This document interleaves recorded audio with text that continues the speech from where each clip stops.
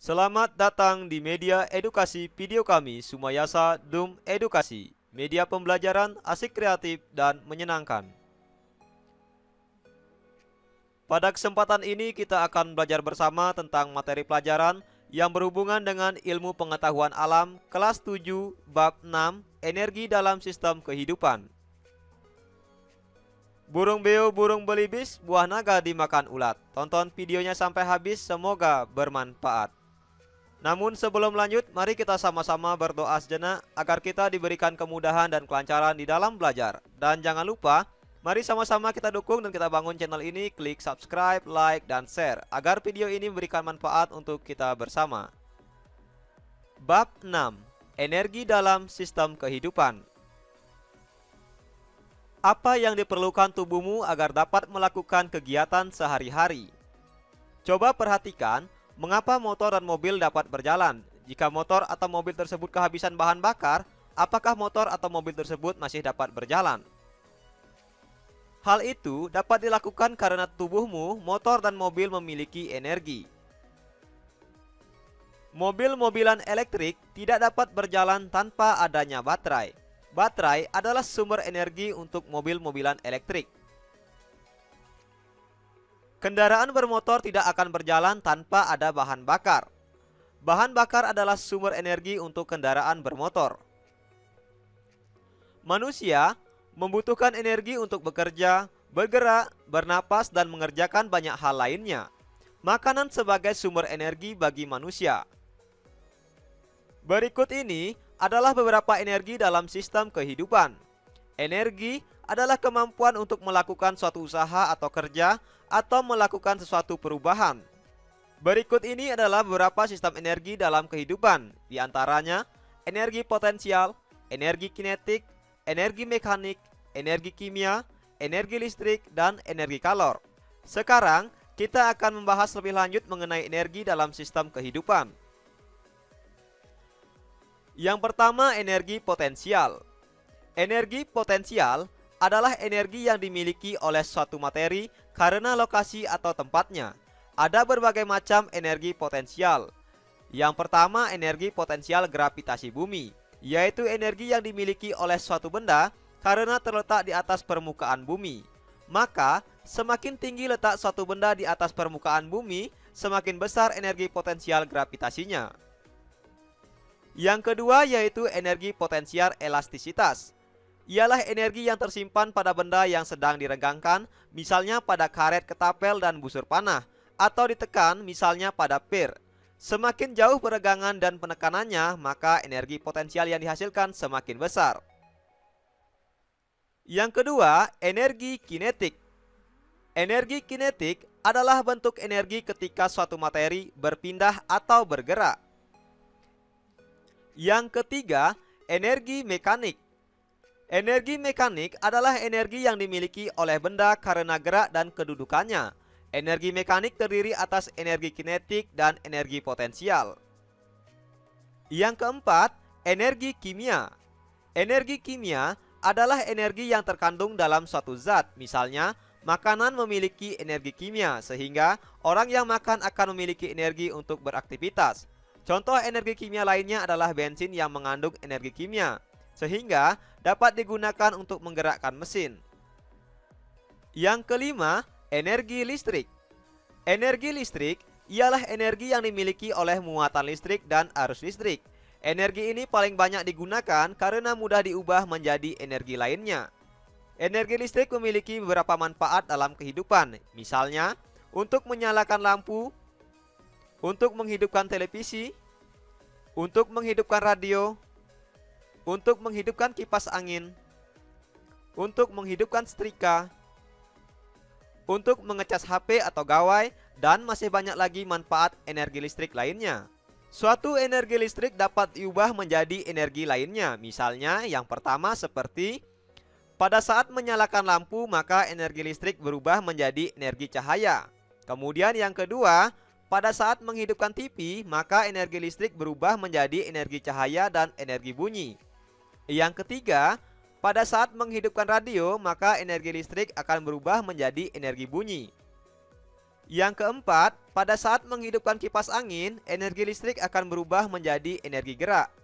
Yang kelima, pada saat menghidupkan setrika, maka energi listrik akan berubah menjadi energi panas. Dan yang keenam, saat mengecas HP, maka energi listrik akan berubah menjadi energi cahaya dan bunyi. Yang keenam, energi kalor. Kalor merupakan energi panas yang bisa berpindah dari benda yang memiliki kelebihan kalor menuju benda yang kekurangan kalor. Energi panas merupakan energi yang dapat membuat suhu suatu benda menjadi lebih tinggi. Berikut ini beberapa contoh energi kalor dalam kehidupan. Yang pertama, energi dari cahaya matahari. Yang kedua, energi dari api unggun. Yang ketiga, energi dari api lilin. Dan yang keempat, energi dari api kompor.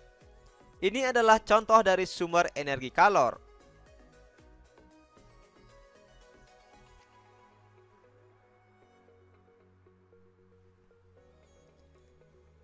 Sumber energi. Sumber energi adalah segala sesuatu yang menghasilkan energi. Panas matahari yang dimanfaatkan oleh manusia adalah sumber energi. Listrik dan arang yang dibakar untuk memanaskan setrika merupakan sumber energi. Begitu juga makanan yang dimakan oleh manusia juga merupakan sumber energi. Sumber energi dalam kehidupan ini dapat dibedakan menjadi sumber energi terbarukan dan sumber energi tak terbarukan. Sumber energi terbarukan merupakan sumber energi yang tidak dapat habis meskipun digunakan secara terus-menerus. Sedangkan sumber energi tak terbarukan merupakan sumber energi yang akan habis jika digunakan secara terus-menerus. Sumber energi terbarukan merupakan sumber energi yang tidak dapat habis meskipun digunakan secara terus-menerus, karena bagian yang telah dipakai dapat diperbarui, diganti dengan yang baru atau dipulihkan. Berikut ini beberapa contoh sumber energi terbarukan.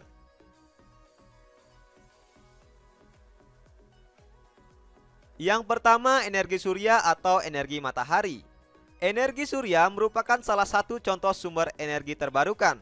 Energi surya adalah energi yang didapat dengan mengubah energi panas surya atau matahari melalui peralatan tertentu menjadi energi dalam bentuk lain, misalnya dengan peralatan panel surya untuk menghasilkan energi listrik.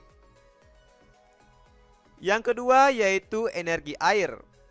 Energi air juga merupakan contoh dari sumber energi terbarukan. Energi air adalah energi yang didapat dengan mengubah energi air melalui peralatan tertentu menjadi energi dalam bentuk lain, misalnya dengan peralatan kincir air untuk menggerakkan turbin agar dapat menghasilkan energi listrik. Yang ketiga, energi tidal atau ombak air laut. Pada ombak di laut dapat dimanfaatkan untuk menghasilkan energi listrik. Generator diletakkan di dasar laut untuk mengubah energi gerak dari ombak menjadi energi listrik. Kabel-kabel yang telah ditanam di dasar laut lalu menyalurkan energi listrik ke daratan. Yang keempat, energi dari gerak angin. Angin merupakan contoh dari sumber energi terbarukan. Energi angin dimanfaatkan untuk menggerakkan kincir atau turbin pada pembangkit listrik tenaga angin. Turbin dihubungkan dengan generator yang dapat mengubah energi gerak menjadi energi listrik. Yang kelima, energi panas bumi. Energi panas bumi juga merupakan salah satu contoh dari sumber energi terbarukan. Energi panas bumi juga disebut dengan energi geotermal. Energi panas bumi memanfaatkan sumber air panas bumi di pegunungan. Uap panas dari dalam bumi dimanfaatkan untuk memutar turbin. Turbin kemudian memutar generator sehingga menghasilkan energi listrik. Contoh sumber energi terbarukan berikutnya yaitu energi biomasa. Energi biomasa merupakan energi yang dihasilkan dari bahan organik. Contoh sumber energi biomasa yaitu seperti kotoran hewan, limbah pertanian, dan beberapa jenis tanaman seperti jagung, kedelai, jarak, dan rami. Berikutnya sumber energi tak terbarukan. Sumber energi tak terbarukan merupakan sumber energi yang tidak dapat diperbarui, karena sumber energi ini akan habis jika digunakan secara terus-menerus. Hal ini karena bagian yang telah dipakai tidak dapat diperbarui atau tidak dapat dipulihkan kembali. Berikut ini beberapa contoh dari sumber energi tak terbarukan. Yang pertama, energi dari hasil tambang bumi. Seperti minyak bumi, gas, dan batu bara merupakan bahan bakar fosil yang berasal dari tumbuhan dan hewan-hewan yang terkubur jutaan tahun di dalam bumi. Untuk mendapatkan minyak bumi, dilakukan penambangan atau eksploitasi ke dalam perut bumi. Contoh sumber energi tak terbarukan berikutnya yaitu energi nuklir. Energi nuklir adalah energi potensial yang terdapat pada partikel di dalam nukleus atom. Partikel nuklir seperti proton dan neutron tidak terpecah di dalam proses reaksi fisi dan fusi. Akan tetapi, kumpulan tersebut memiliki massa yang lebih rendah daripada ketika berada dalam posisi terpisah. Adanya perbedaan massa ini maka dibebaskan dalam bentuk energi panas melalui radiasi nuklir. Makanan sebagai sumber energi. Makanan merupakan sumber energi bagi tubuh manusia dalam melakukan aktivitas. Dengan asupan makanan yang baik, cukup dan bergizi, kamu dapat melakukan berbagai aktivitas sehari-hari, misalnya aktivitas seperti berolahraga, untuk berpikir dan lain sebagainya. Pada makanan, terdapat zat-zat yang berperan sebagai sumber energi seperti karbohidrat, protein, dan lemak.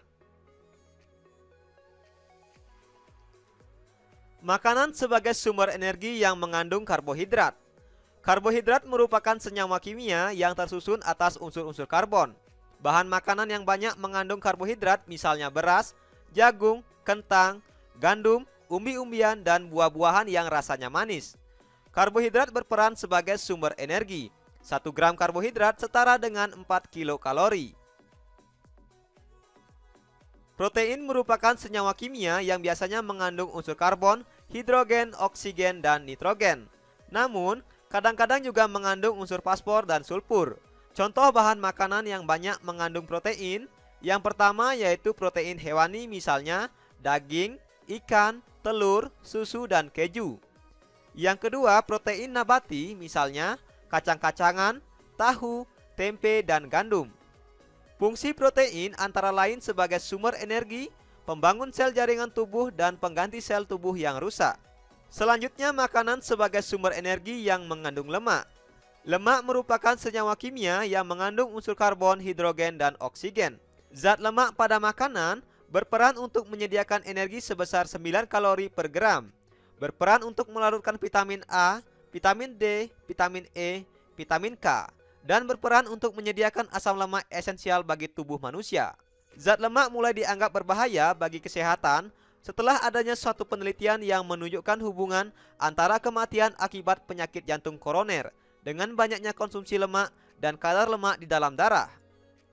Penyakit jantung koroner terjadi apabila pembuluh darah tersumbat atau menyempit karena adanya endapan lemak yang secara bertahap menumpuk di dinding arteri. Makanan sebagai sumber energi. Bahan makanan yang mengandung banyak lemak antara lain lemak hewani seperti keju, susu, daging, kuning telur, daging sapi, daging kambing, daging ayam, dan daging bebek. Sedangkan lemak nabati seperti kelapa, kemiri, kacang-kacangan, dan buah apokat. Fungsi lemak antara lain yang pertama sebagai sumber energi. 1 gram lemak setara dengan 9 kilokalori. Yang kedua, sebagai pelarut vitamin A, D, E, dan K. Yang ketiga, sebagai pelindung organ-organ tubuh yang penting. Dan yang keempat, sebagai pelindung tubuh dari suhu yang rendah.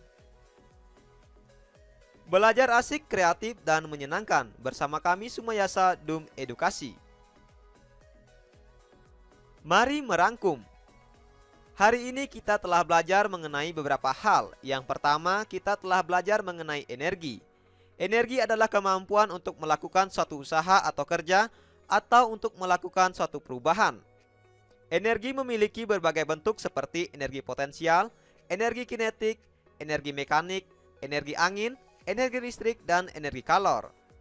Sumber energi adalah segala sesuatu yang menghasilkan energi yang diklasifikasikan menjadi sumber energi terbarukan dan sumber energi tak terbarukan.